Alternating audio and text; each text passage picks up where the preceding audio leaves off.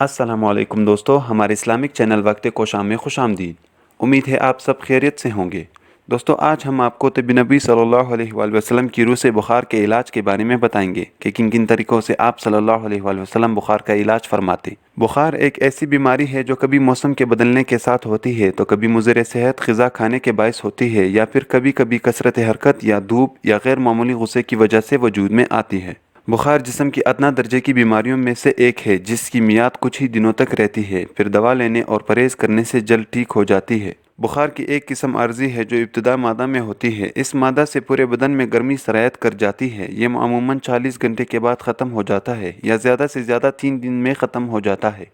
बुखार से बदन को बड़ा नफ़ा भी पहुंचता है जो किसी दवा से नहीं होता। अमूमन इस किस्म का नफ़ा बख्श बुखार एक दिन का बुखार होता है। इन बुखारों से ऐसे सद्दे खुल जाते हैं जो इंसानी बीमारियों में दवाओं के ज़रिए भी नहीं खुलते। गर्ज जहाँ बुखार काबिल तशवीश है वहाँ नाफे भी है। आशो बेचशम नया हो या पुराना, इन बुखारों से ऐसा गायब हो जाता है कि अकल कासिर रह जाती है कि ये कैसे हुआ। इस तरह वो तमाम अमराज जो फजलात गलीज़ा की बुनियाद पर पैदा होते हैं बड़ी तेज़ी से ख़त्म हो जाते हैं। सही बुखारी और मुस्लिम दोनों किताबों में इमाम नाफी रहमतुल्लाह अलैह ने इब्न उमर रज़ी अल्लाह तआला अन्हु से रिवायत की है कि नबी अकरम सल्लल्लाहु अलैहि वसल्लम ने फरमाया, बुखार या तेज़ी बुखार जहन्नम की लिपट है। इसे सर्द कर दो पानी के ज़रिए छींटना, वज़ू, गुस्ल या किसी भी तरीके से।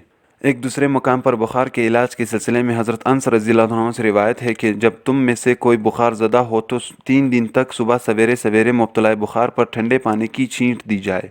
रसूलुल्लाह सल्लल्लाहु अलैहि वसल्लम को जब बुखार होता तो पानी का मशकीज़ा तलब फरमाते और इसे सर पर उंडेल कर गुस्ल कर लेते, यानी सारे जिस्म पर पानी अच्छी तरह पहुँचाते।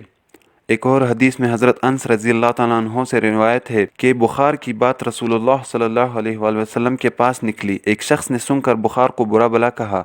आप सल्लल्लाहु अलैहि वसल्लम ने फरमाया, बुखार को गालियाँ न दो, ये तो गुनाहों को ऐसा दूर करता है जैसे भट्टी में लोहे का जंग तपने से दूर हो जाता है।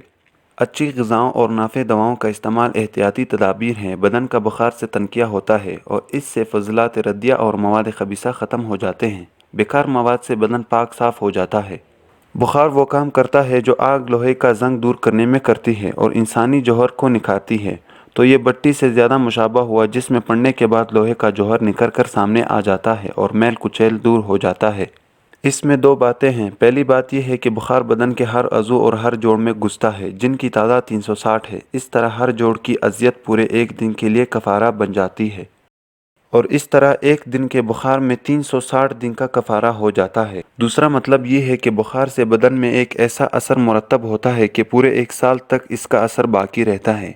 जैसा कि एक हदीस में शराब की शनाख्त के बारे में आता है कि जिसने शराब पी इसकी नमाज 40 दिन तक कबूल ना होगी, इसलिए कि शराब का असर पीने वाले के मैदे और आज़ा में 40 दिन तक बाकी रहता है। हज़रत अबू हुरैरा रज़ियल्लाहु तआला अन्हु फरमाते हैं कि मुझे बुखार तमाम बीमारियों की बनिस्बत ज़्यादा पसंद है, इसलिए कि बुखार जिस्म के हर अज़ू में घुसा होता है और अल्लाह ताला एक बुखार के बदले जिस्म के हर अज़ू के बराबर बदला देते हैं।